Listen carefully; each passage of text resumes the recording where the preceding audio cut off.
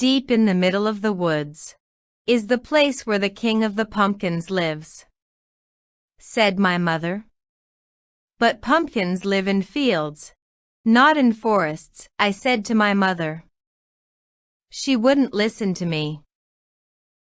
"I'm telling you," she said, "the king of the pumpkins lives in the middle of the woods. And the woods that he lives in are the woods right next to our house. The woods you can see out of the window over there." She pointed with her hand to the woods that were, in fact, just outside the window behind our house. "He doesn't live in a field like the other pumpkins," continued Mother, "because he's not an ordinary pumpkin. He's the king pumpkin." I shut up and decided to believe her, like you do when you're a kid. Firstly, I knew that it wasn't worth arguing with my mother. She always won. Secondly, when you're a kid, you always believe what grown-ups tell you, no matter how stupid it is. Like Santa Claus, and stuff like that. Kids always believe it, even though they know it's stupid. Still, I decided to go and find the king of the pumpkins, partly because I was bored, partly because I was curious, and also, of course, because I wanted to know if my mother really was talking nonsense or not. Mother often talked nonsense, I have to say that. There was the time she told me that the moon was made of cheese. I knew that was nonsense. Then there were all the stories she told me. Stories about frogs, princesses, princes, and shoes.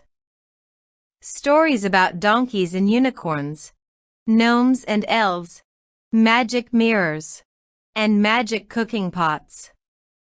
Stories about why the stars are exactly the way they are, why the river that runs through our town has the name that it has, stories about where the sun comes from, why the sky is so far away, and why the elephant has a long trunk.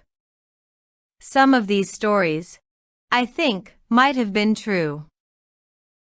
I was never sure, and it was difficult to find out.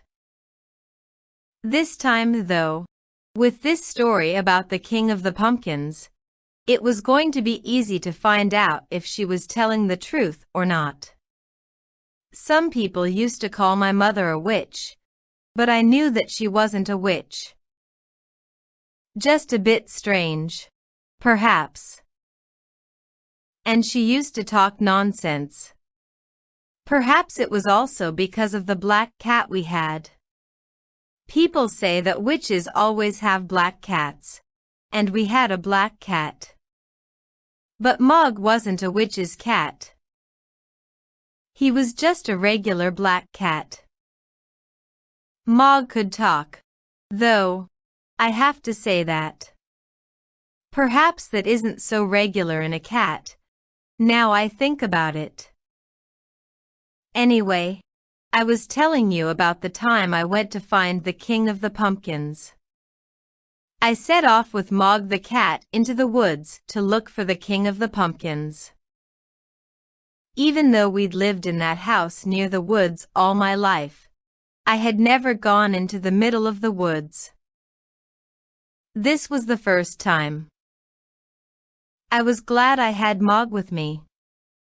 I was a bit scared, even though I didn't really think that the king of the pumpkins lived there. "Watch out for the wolves," said Mog. "Yes, and the grandmothers too," I joked. "Let's not leave the path," said Mog. When people said my mother was a witch, I told them that witches don't have children. "Yeah," they replied. "That's true. But you look more like an elf than a regular kid." I looked in the mirror to see if I looked like an elf or not. I think I looked like a regular kid, but you never can tell really. Do you think he's real? I asked Mog. Who? The wolf? He certainly is, replied Mog. No, not the wolf. I know the wolf is real, I said to Mog. Sometimes I could hear the wolf howling at night. I knew he was real. No, not the wolf. The king of the pumpkins. Do you think he's real? Don't know, said the cat. Guess we'll just have to find out. We walked on into the forest. The trees got taller and taller, and taller. The path got narrower and narrower, and narrower. What does he do, then, this king of the pumpkins? Asked Mog. I don't know really, I said. I guess he just kind of is head pumpkin, boss pumpkin. He decides on pumpkin rules, and pumpkin laws, and punishes people who break them. Oh, I see, said Mog. He was quiet for a bit, then said, What kind of things are pumpkin rules then? How big you can grow. What color you have to be. Stuff like that. You're making this up, aren't you? Asked Mog.